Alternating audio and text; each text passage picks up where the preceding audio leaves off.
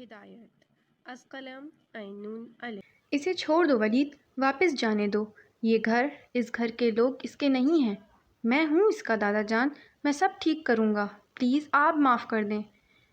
کیوں اور تکلیف بڑھا رہے ہو اس کی؟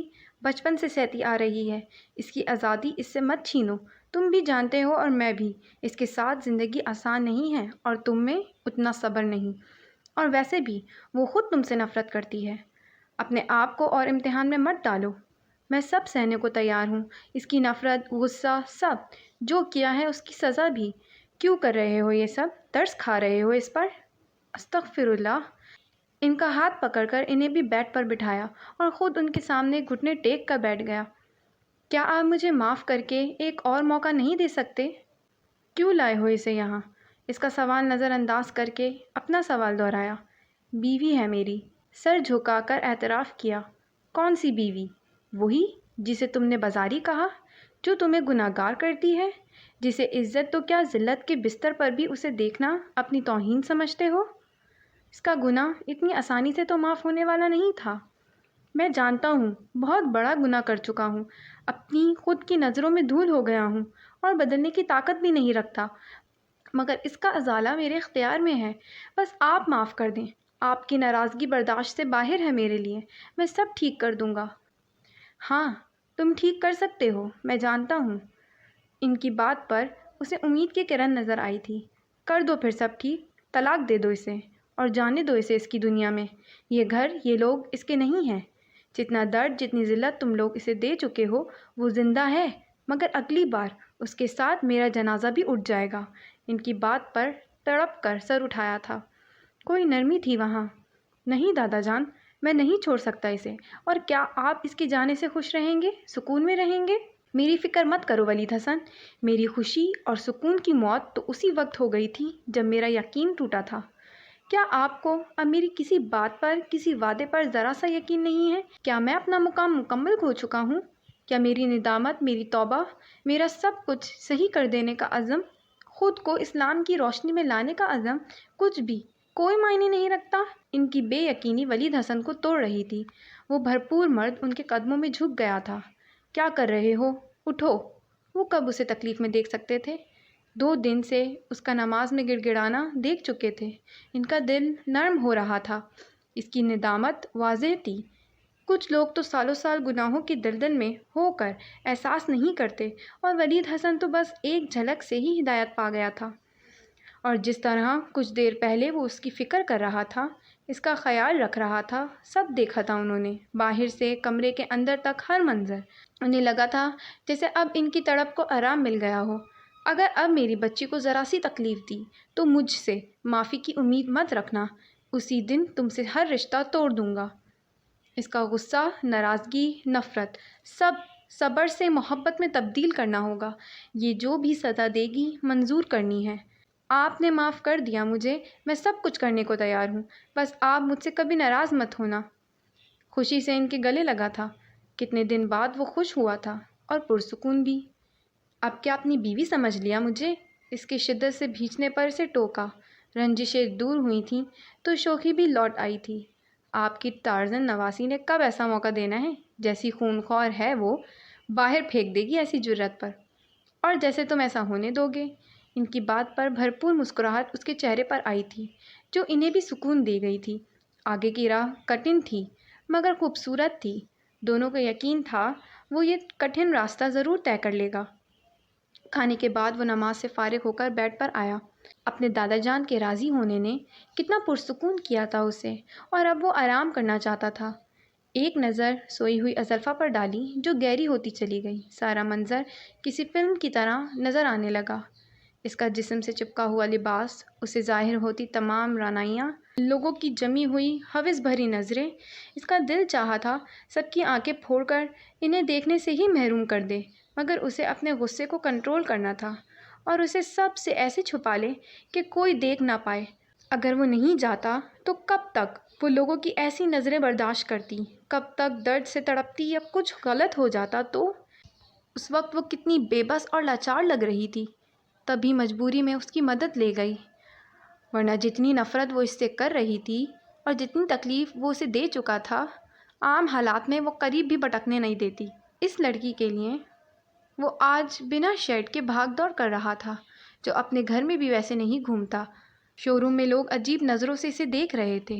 یہ دیکھنا اسے برا نہیں لگا تھا، مگر اس کی بیوی کو کوئی ایسے حال میں دیکھتا، یہ اب اس سے برداشت نہیں ہونے والا تھا۔ تبھی ڈاکٹر عامر کے آنے سے پہلے ہی اسے اچھی طرح کور کیا تھا۔ جب اس سے نفرت تھی تب لوگوں کا اسے دیکھنا برا لگتا تھا، اب تو بات ہی الگ تھی۔ اسے اس سے محبت نہیں ہوئی تھی، مگر جب اسے بینڈیج کروانے کے لیے سینے سے لگایا تھا تو دل دھڑکا تھا۔ اسے دیر تک ایسے ہی رکھنے کی چاہت ہوئی تھی۔ اپنی کیفیت پر وہ حیران ہوا تھا۔ عقیدت تھی، محبت تھی، یا کیا؟ سمجھ سے بالاتر تھا۔ کب سے وہ اسے سوچ رہا تھا۔ کمزوری کے باعث چہرے میں پلاہٹ تھی۔ اس کا رویا رویا درد کی شدت کو ضبط کرتا چہرہ دیکھ کر اسے اچھا نہیں لگا تھا۔ اسے ایک دن پہلے بھی تو ایسا ہی محسوس ہوا تھا۔ قدرت 2 دن سے اس لڑکی کو گہرے زخم دے رہی تھی۔ اس کا ہاتھ اس کے بالوں میں گیا تھا جن میں نمی تھی، انہیں سائڈ میں پھیلایا تاکہ سوکھ جائیں۔ ہاتھ کو صحیح سے رکھا تھا، پیر کا جائزہ لیا۔ ابھی تو صبح میں اس کا ریئیکشن دکھنا تھا، اور اب اسے دیکھتے دیکھتے نیند کی وادیوں میں گم ہوتا چلا گیا۔ عادت کے مطابق وہ فجر میں ہی جاگ گیا تھا۔ نظر سیدھی سوئی ہوئی زلفیٰ پر گئی تھی۔ ماتھے کو چھو کر حرارت چیک کی، بخار کی کمی سے سکون کی سانس لی۔ فریش ہو کر وہ سیدھا مسجد گیا۔ گھر کے دوسرے مرد بھی ساتھ ہی تھے، سب باجماعت نماز پڑھتے تھے۔ 1 گھنٹے بعد اس کی واپسی ہوئی۔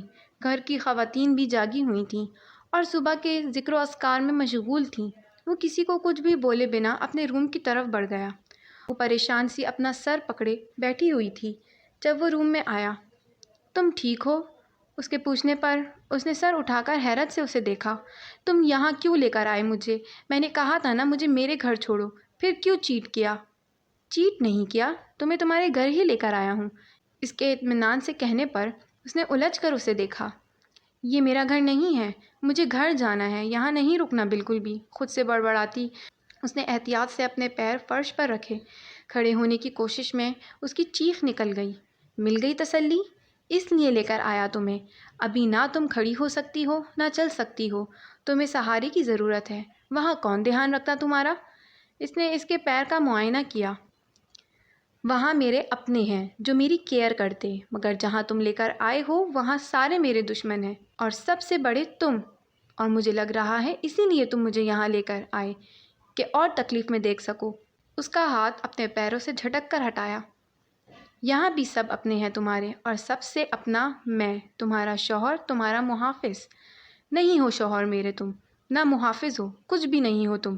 بھول گئے کیا کہا تھا تم نے؟ میں یاد دلاؤں؟ آواز بھرا گئی تھی۔ کن وومن سے کمپیئر کیا تھا مجھے، اور اب یاد آ رہا ہے تم شوہر ہو؟ نفرت ہے مجھے تم سے ولید حسن، بہت زیادہ۔ آنسو رخساروں پر لڑک آئے تھے۔ اس کے دل چھنی کرنے والے جملے پھر سے تازہ ہوئے تھے۔ میں سب کی تلافی کروں گا زلفیٰ، سب کی، جو سزا دوگی منظور ہوگی، بٹ اس وقت تمہیں ضرورت ہے میری۔ مجھے میرا کام کرنے دو۔ گیا وقت میں واپس نہیں لا سکتا، مگر اپنی اس غلطی کو ضرور سدھاروں گا۔ اس کے آنسو صاف کرنے کی کوشش کی جو اس نے اس کی طرف سے منہ پھیر کر ناکام بنا دی۔ اپنی عادت کے برخلاف اسے صبر سے کام لینا تھا۔ چلو تمہیں واش روم میں چھوڑ دوں، فریش ہو کر ناشتہ بھی کرنا ہے۔ زبردستی اس کے پیر پر ایک پلاسٹک کا ریپر چڑھایا اور بنا دوپٹے کے ہی اسے اٹھا کر واش روم میں چھوڑا۔ زینب کو فون کر کے اس نے ناشتہ اوپر ہی منگوایا۔ اس کے واش روم سے باہر آنے پر پھر سے اٹھا کر بیڈ تک لایا اور احتیاط سے بٹھایا۔ زینب بھی روم میں ہی تھی۔ اپنے بھائی کو اس کی کیئر کرتے دیکھ کر اس کی خوشی کی انتہا نہیں رہی تھی۔ جو شخص اپنے سے جڑے ہر رشتے کا دھیان ہر چیز سے بڑھ کر رکھتا ہے، وہ اپنے سب سے قیمتی اور خاص رشتے کا دھیان رکھنے میں تو حد ہی کر دے گا۔ نیکسٹ ٹائم نہیں اٹھانا مجھے، سمجھے؟ منہ پھلا کر ناراضگی کا اظہار کیا۔ دونوں بہن بھائی اس کے منہ پھلانے پر اپنی مسکراہٹ نہیں روک پائے تھے۔ بھابھی کیسی طبیعت ہے آپ کی؟ زینب کے سوال پر اس نے ایک سرد نگاہ ولید حسن پر ڈالی۔ اس کی حرکتوں پر اسے غصہ آ رہا تھا۔ اپنے بھائی سے پوچھو، رات سے کتنا ستایا ہے اس نے مجھے۔ اتنے درد میں بھی اسے شاپنگ کی پڑی تھی، مجھے زبردستی انجیکشن لگوایا، اسٹچز لگوائے، مجھے میرے گھر نہیں چھوڑ کر آیا، یہاں لے کر آ گیا جہاں مجھے بالکل اچھا نہیں لگتا، اور یہاں بھی سب کو میں بری لگتی ہوں۔ بدلہ لے رہا ہے مجھ سے یہ میں نے انسلٹ جو کی تھی۔ مگر اس نے بھی تو کم برا نہیں کیا نا میرے ساتھ، مارا تھا مجھے، جسٹ لائک ایروگینٹ مین۔ اس نے غصے سے بھرپور نظر ناشتہ لگاتے ولید حسن پر ڈالی، جو پھر سے اپنے کان بند کر چکا تھا، مگر اس کے الفاظ اسے تکلیف دے گئے تھے۔ واقعی بہت برا کر چکا تھا وہ اس کے ساتھ، لفظوں سے بھی گھائل کیا اور جاہل مردوں کی طرح ہاتھ بھی اٹھایا۔ ہیں؟ اس نے حیرانی سے ولید کو دیکھا۔ زینب نے اس کی تھپڑ والی بات کو اگنور کیا تھا۔ اپنے بھائی کا یہ روپ دیکھ کر تو وہ بھی دہل گئی تھی۔ بھائی، آپ نے کیا کیا تھا؟ اس کے سوال پر ولید نے ایک نظر روئی روئی سب سے ناراض اپنی بیوی پر ڈالی۔ محترمہ جس لباس میں بیٹھی ہیں وہی لے کر آیا تھا، اور پھر کلینک پر بھی بالکل بچی بنی ہوئی تھی، ٹریٹمنٹ کروانے کے لیے کرنا پڑا۔ چلو اب ناشتہ کرو، پھر مجھے آفس بھی جانا ہے، لیٹ ہو رہا ہوں میں۔ اس کے نہ کرنے پر دونوں بہن بھائی سے ناشتہ کروا چکے تھے۔ زینب، آدھے گھنٹے بعد یہ میڈیسن دے دینا، اور دھیان رہے یہ چلے پھرے نہیں، نہ پیر کو زیادہ ہلانے دینا، چھوٹا موٹا زخم نہیں ہے، کافی گہرا ہے، میں انشاءاللہ جلدی آ جاؤں گا۔ اس کی ہدایت پر زینب نے سر ہلایا۔ مجھے اپنے گھر جانا ہے ولید حسن، یہاں نہیں رہنا، تمہیں بات سمجھ نہیں آتی؟ نہیں آتی۔ وہ جتنی غصے میں تھی وہ اتنا ہی پرسکون تھا۔ زینب حیران بھی ہو رہی تھی، بات بات پر غصہ کرنے والا کتنی اطمینان سے اپنی بیوی کا غصہ برداشت کر رہا تھا۔ میری فلائٹ ہے شام کی، اور تم ڈائیورس پیپر بھی سائن کر کے دو، میں خود یہاں سے چلی جاؤں گی، کوئی بھی آ جائے گا مجھے لینے۔ اسے یہاں رکنا اپنی توہین ہی تو لگ رہا تھا۔ تم کہیں نہیں جا رہی ہو، نہ میں تمہیں طلاق دے رہا ہوں، تمہیں اسی گھر میں میرے ساتھ میری بیوی بن کر رہنا ہے ہمیشہ، اور اب کوئی ڈرامہ نہیں، میرے آنے تک نہ یہاں کسی کو پریشان کرنا، نہ خود کوئی چالاکی کرنی ہے، سمجھی؟ الفاظ نرم مگر لہجہ سخت تھا۔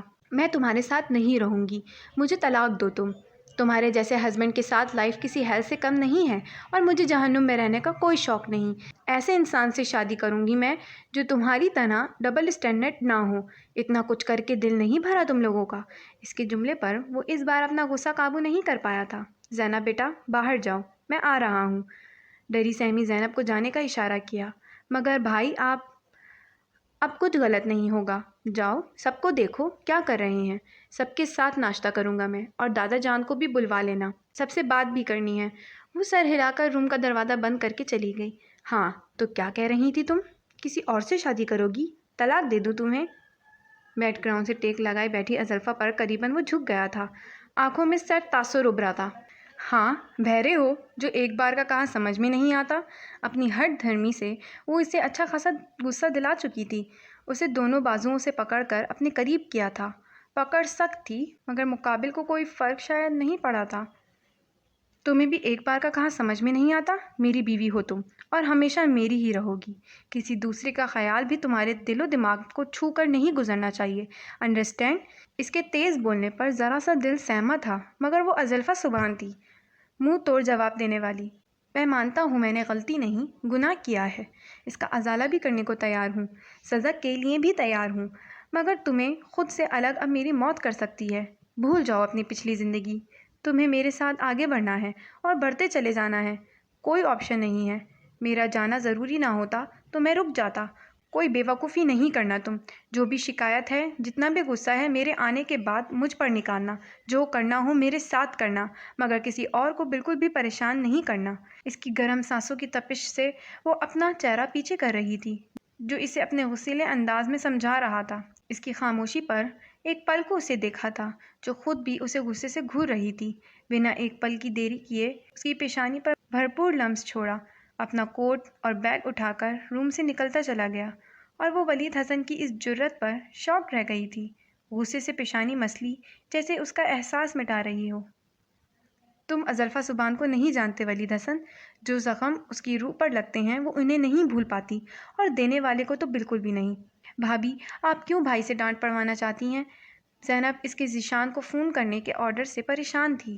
تم اچھی ہو زینب، بٹ ڈیئر مجھے اس کے آنے سے پہلے جانا ہے، میں اس گھر میں نہیں رہ سکتی، مجھے اپنا گول اچیو کرنا ہے، سب میرا ویٹ کر رہے ہوں گے، please give me your phone. اس کی ضد پر زینب نے بے چارگی سے زرین اور شرمین کی طرف دیکھا۔ ہم آپ کی واپسی سے بہت خوش ہیں بھابھی، پلیز مت جائیں۔ شرمین تو اس کا ہاتھ پکڑی بیٹھی تھی، پورے گھر کو اس کے آنے کی خبر ہو گئی تھی، سب اس سے مل کر اس سے معافی بھی مانگ چکے تھے، سوائے آسیہ حسن کے۔ وہ یکدم خاموش ہو گئی تھیں اور اپنے کمرے سے بھی نہیں نکلی تھیں۔ اور یہ تینوں سارا کام جلدی جلدی کر کے اسی کے پاس تھیں۔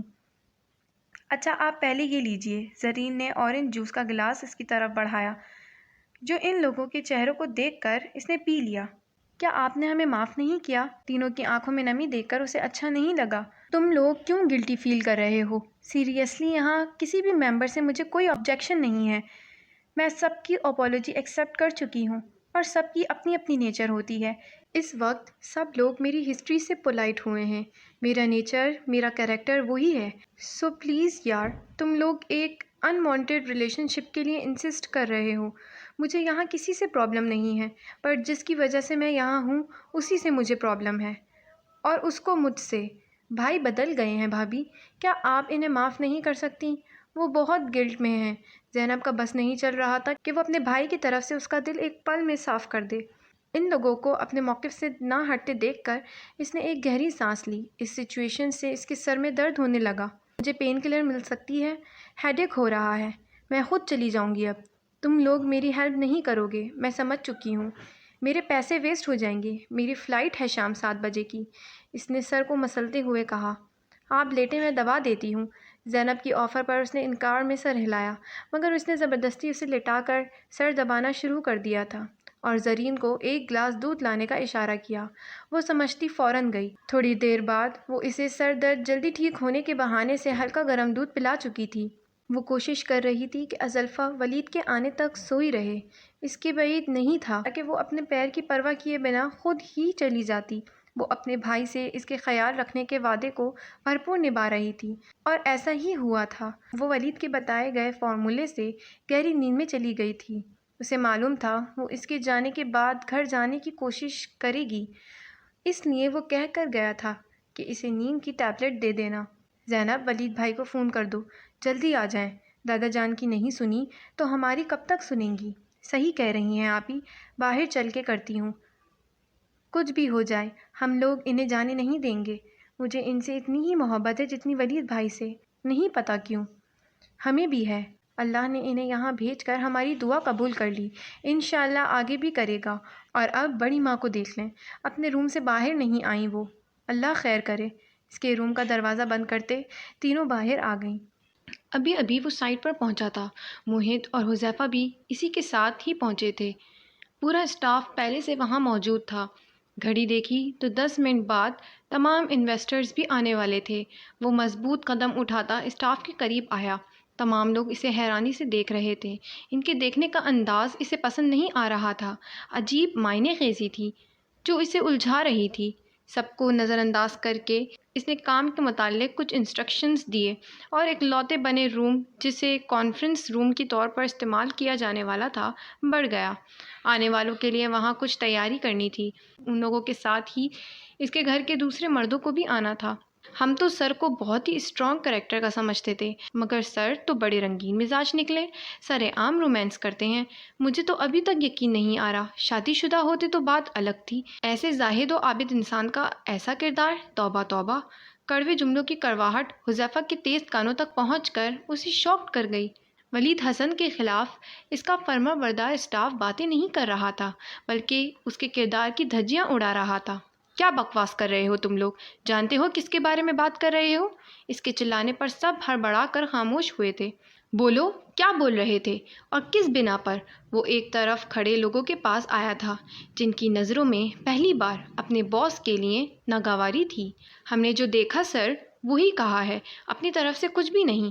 ان کے انڈر کام کرتے ہیں ہم، ان کے نوکر ہیں، مگر جس مضبوط کردار کی وجہ سے ہمیں ان کے لیے کام کرنے میں فخر ہوتا تھا، آج سب چکنا چور ہو گیا۔ جو دیکھا ہم نے وہ جھوٹ نہیں ہے۔ مینیجر جو کہ ان کے لیے خاص آدمی بھی تھا، اپنے اسی کانفیڈنس سے جو اس کا خاصا تھا، حذیفہ کے سامنے بولنے کی ہمت کر گیا۔ ایسا کیا دیکھا تم لوگوں نے؟ دکھاؤ مجھے ذرا۔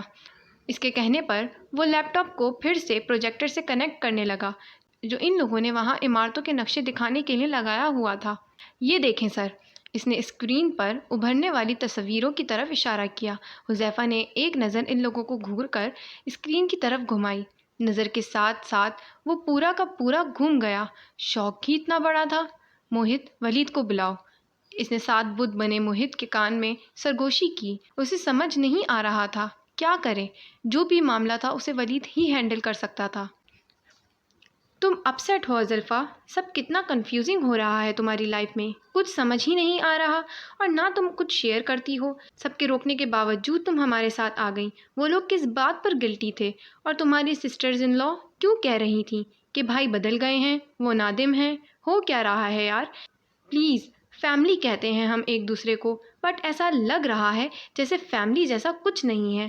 نینی اور زوبی اس کی کلاس لے رہی تھیں، جبکہ ذیشان خاموشی سے کار ڈرائیو کر رہا تھا۔